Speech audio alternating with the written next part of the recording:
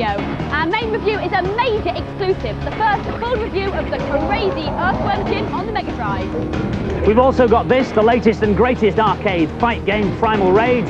Later, we reveal some special killer moves. And I'll be discovering how the fastest graphics computers in the world are being used to create the best VR ride ever made. Hello again, Furtlers. Much more interesting than all that, some great cheats today, including later the ultimate Mortal Kombat 2 cheat. And I will be performing today's cheats in a variety of interesting musical styles. Number 1, rap. Here we go. Hey!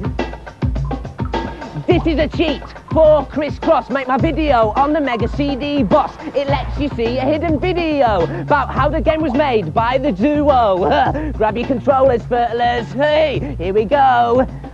On the caller screen, press A, B, C, then press right and the cheat will be. Hey, there you go. You can see just how the video was made. So that's the cheat I've done in rap. Never you mind that it was poor. My name is Nam. Nam. Nam. Eat your heart out iced tea. 4. Now, not so long ago, hardware manufacturers started to design joysticks and controllers for use with specific games. This latest gadget is called TV Golf, and it's designed for use with the PGA Tour Series on the Mega Drive. I'm using PGA Tour Golf 2 here. It works in a very simple way. At the bottom of your club, if you like, there's a little red light that shines out the bottom there. And then this pad on the floor is designed to detect at what angle and how fast that light beam passes over your artificial golf ball.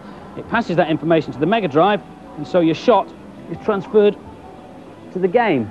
It's quite difficult to get used to at first, but eventually you'll find it's quite fun. You've got to be careful though, because you'll end up with a few dents in the ceiling if you're not careful. Just take a look at the Bad Influence office if you don't believe me.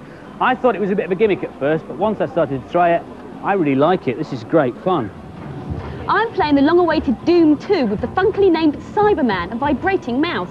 Now, it was originally designed with games like Doom and Doom 2 in mind, but since then, other software has been written for it, because as well as being able to go forwards, backwards, left and right, also, when you get shot, you can actually feel it. The mouse starts shaking violently. Now, here's a bloke, and if I turn around, I can't see him, but I should be able to feel it when he shoots me. There, it feels like putting your hand on top of a spin dryer.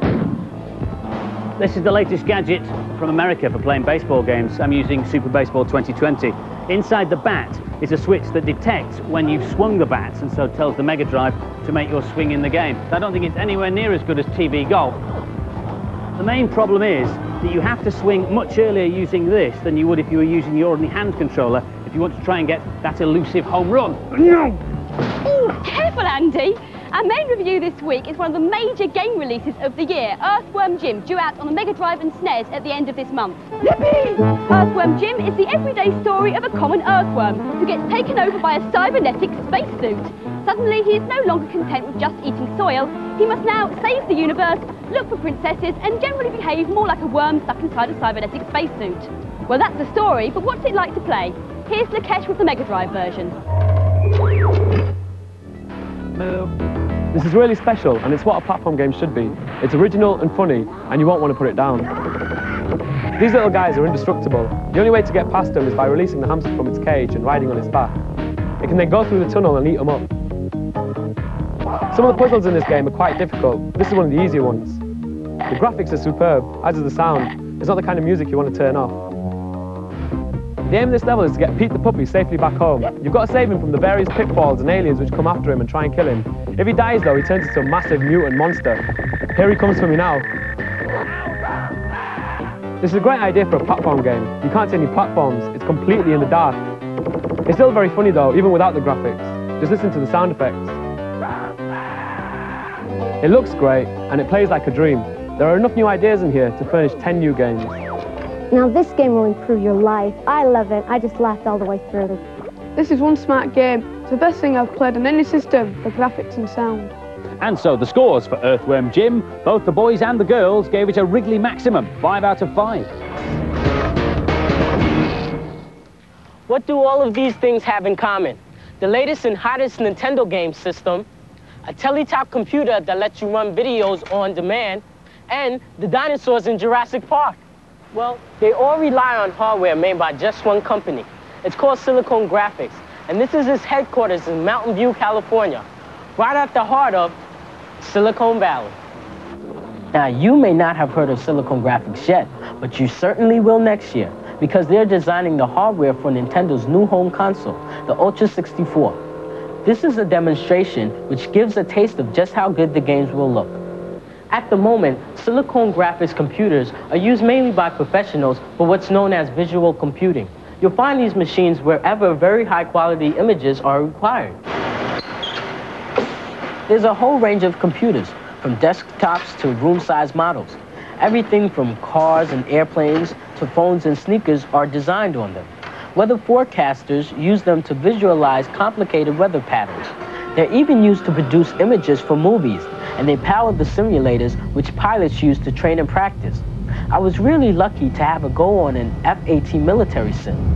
But now, for the first time, all this power is being harnessed to produce the next generation of VR rides. 2,000 miles away at Epcot in Florida, Disney Imagineers are working with Silicon Graphics to produce the best VR ride yet. Okay, split up. You go that way, and I'll go this way. It's based on Aladdin, the movie, and it lets you fly a magic carpet through the rooftops of Agrabah and down into the bustling marketplace, where you meet and interact with beautifully animated characters. I've got brand new rugs and I've got used rugs. You control your movement by grasping the edge of the carpet.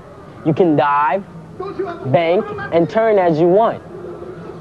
You push forward to go faster and pull back if you want to slow down. You hardly notice that you're wearing the bulky headset because it's supported by springy wires.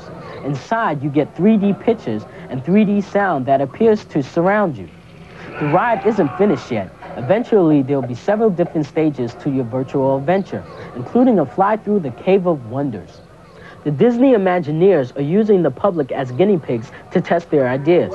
What they've created so far is very unusual because instead of trying to look like the real world, it's simulating a cartoon environment.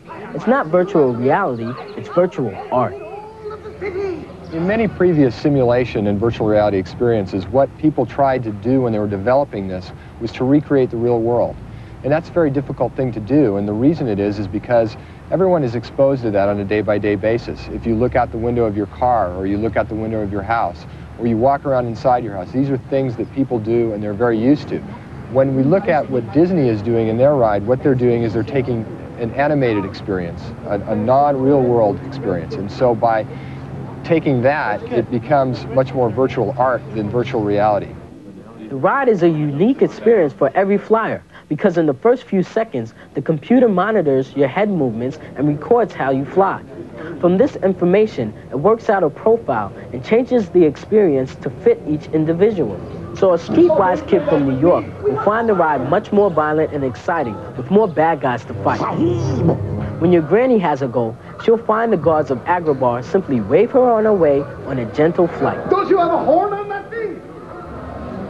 Z-Right flying through Agrabah, and that's the first time that ride's been seen on television. Now, as he said at the beginning of his report, one of the most interesting uses of Silicon Graphics computers is in creating movie special effects. Now, 2 of the major films currently on release couldn't have been done without computer graphics, or CG as they're known in the business. Who can? Sometimes the results are obvious, as in this summer's big hit, The Mask.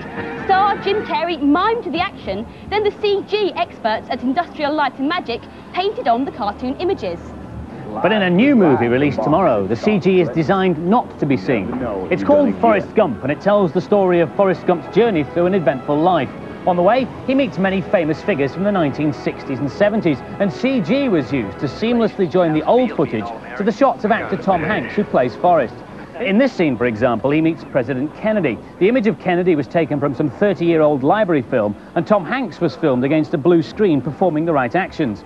The background was filmed in a mock-up of the president's office with extras standing in the right places. Finally, all the images were joined together, and most interesting of all, Kennedy's mouth was morphed to match the words spoken by an actor.